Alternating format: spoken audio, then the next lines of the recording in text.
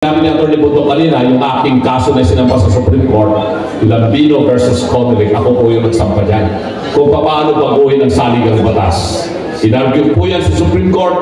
Hindi po lahat ng abogado ay napagbibigyan o nagkakaroon ng tsansa na makapagdulog ng petisyon sa Supreme Court at ikaw ay tawagin para i-depensa mo ang iyong petisyon.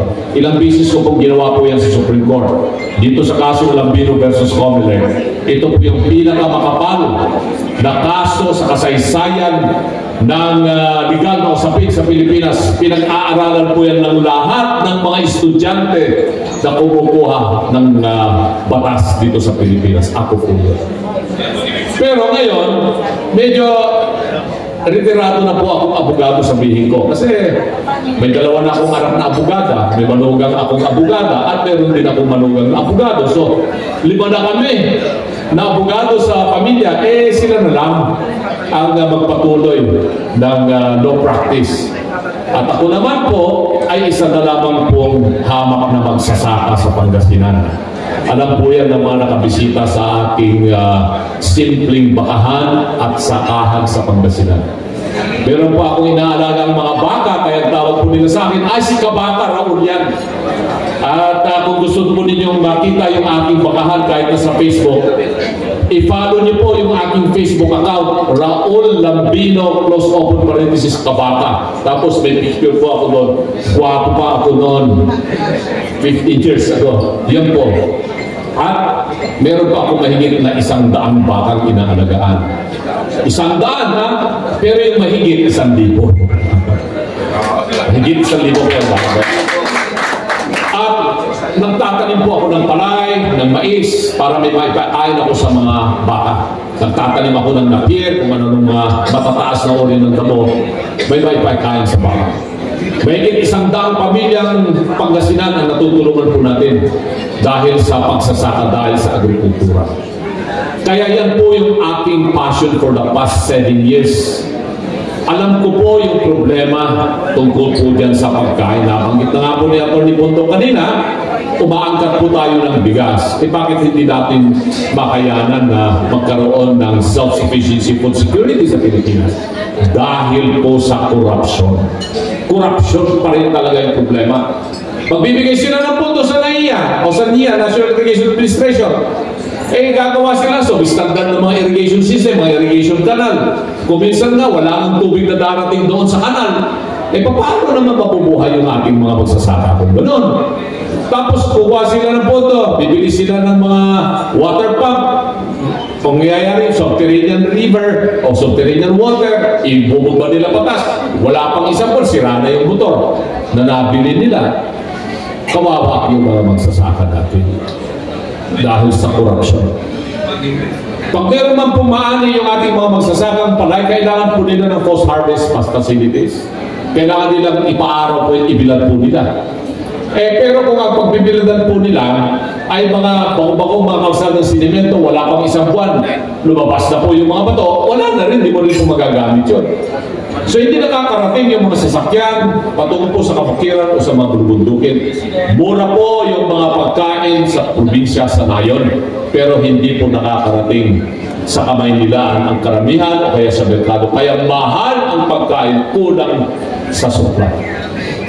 Agrikultura po ang pinakapundasyon ng lahat ng bansang nagtamo ng industrialization, maging yan ay sa Europa o sa Amerika o sa Japan, lalong-lalo na ngayon po ang China.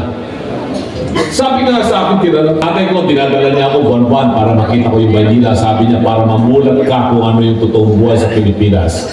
Kaya po, natutuhan ko po yung Manila. Sa pinuno ng mga barangay sa kamay nila na narito po ngayon at yung mga wala, kami po ay nagpapasalamat po sa inyo sa pagkakataon na binigay po ninyo sa amin para makilala po ninyo ang Team Suka, Team Asin, Team Duterte PDP Laban. Maraming salamat po. Gusto ko rin po batiin yung aking mga kababayan sa Northern Luzon. Agga po, dita Ilocos Region, dita Region 1, Agingana din na region to, Cagayan Valley, Isabela, Nueva Vizcaya, Quirino, Candida Cordillera. Isa rin po akong Igorot. Taga-Kalinga po ako, sabi ko kasi inadapt po ako na Kalinga. May saakbet, nakapada yung na Igorot ako. Na kayo ang kabagyak din na Cordillera. At syempre po sa probinsya po ng Pangasinan, kung saan po yung aking anak ay kasalukuyang Vice Governor po. Pangatlong termino na po ng aking panganay na anak bilang Vice Governor kung papalarin po sa eleksyon nito. Masantos siya kaposan at sigayuran kapadayan ng Kaluyagan ng Pangasinan.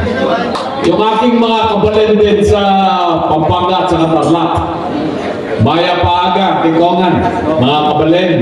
Marunong din po kasi akong magkapapaan kasi po, matagal po akong abogado ni President Gloria Macapagal Arroyo. Malala niyo po, nung kinulong si President GMA noong 2010 hanggang 2016, ako lamang po yung humaharap na abogado, dinidepensa po siya sa lahat ng media, television, radyo. Nainis na nga po sa akin ang Malacanang ngayon. Sabi nila hindi naman abogado yan silang Bino, doktor na yata, bakit niya alam yung sakit ni Gloria? Pero ganun po talaga yung abogado, marami pong dapat na malaman. Hindi lamang po yung pinag-aralan namin batas ang dapat pong pag-aralan, lahat po ng aspeto ng buhay. Para pagdating po sa argumento sa korte, masasabi mo kung ano yung tama. Batiin ko rin po yung aking mga kaibigan sa Bicol. Marayaga. Marayaga, yan. Marami mga Bicolano dito. At yung mga kapwa nating Bisaya, yung Butag sa Kinantanan. Yan. Doon sa Waray, Maupayaga. Sa mga Hiligay nun, ito sa Atty. Hinunggo. Mayaga. Sa ating mga kaibigan sa Muslim, Assalamualaikum. Yan. Siyempre yung mga kapwa ko Espanyol.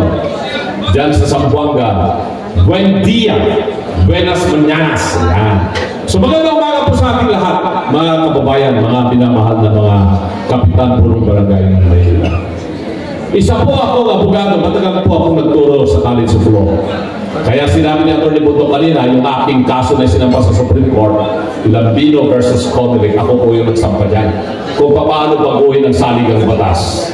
Inargue po yan sa Supreme Court.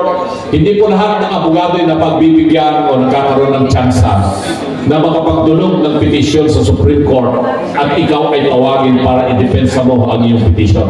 Ilang bisis ko pong ginawa po yan sa Supreme Court. Dito sa kaso Lambino versus Comelec, ito po yung pinakamakapal na kaso sa kasaysayan ng legal na usapin sa Pilipinas. Pinag-aaralan po yan ng lahat ng mga estudyante na kumukuha ng batas dito sa Pilipinas. Ako po yun. Pero ngayon, medyo retirado na po akong abogado, sabihin ko. Kasi